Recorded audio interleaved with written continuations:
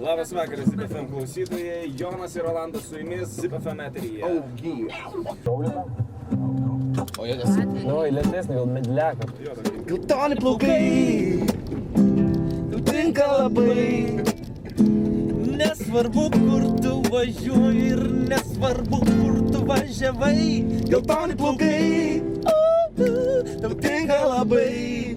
Bet tu žinai, kai šitie bičiai velia, gali pasitaisyti mėlyną skarelę, kuri atrodo kaip kalnierius. Jei būtumei raudona, tai atrodytum kaip pionierius. Tau sakau, jo, nors čia viskas šitaip tik tai eina, kad galėtumei supras mintis.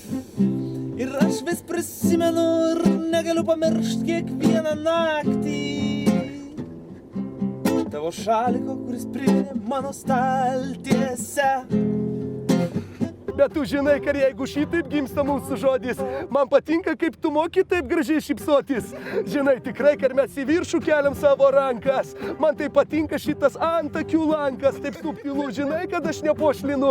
Mergaitė, jūs tokia graži, kaip šypsotumėtės profiliu. Klausykit, pakalbėkim dabar tokią temą apie žmonės, kurie galbūt smurtauja, daugiau smurtauja ir tokie piktesni būna, ypač dabar rudeniniu metu, ar ne? Žinot, visą laiką labai būna įdomu, kaip, pavyzdžiui, gatvėje atpažinti tą žmogų, kad kažkaip ant jo neužsirauti. Kaip mus perspėjo, kaip atpažintai sako, yra, kad būtinai yra dažniausias atributas yra skusta galva, kažkoks ryškus vieno rūbo akcentas, dažniausiai nelabai pastebimas, tačiau toks, kad tikrai atkreiptų dėmesį žmonės ir tuo pačiu kažkokia tokia žemės spalvų striukė, galbūt žalia, ruda ir... Kaip tau sekas, kaip tu gyveni, ką tu veiki šiom dienom, gal tu važiuoji, gal tu judi kažkur, gal tu gyveni Vilniuje, gal tu važiuoji išvis pro žaliąjį tiltą.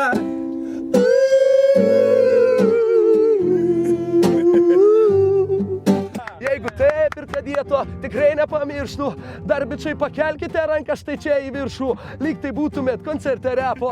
Aš matau, kad tau koncerte repo būt neteko. Žinai, tikrai ten žmonės rankomis privalo linguoti, o ne taip kaip mamai linkėjimus per teliką mojuoti.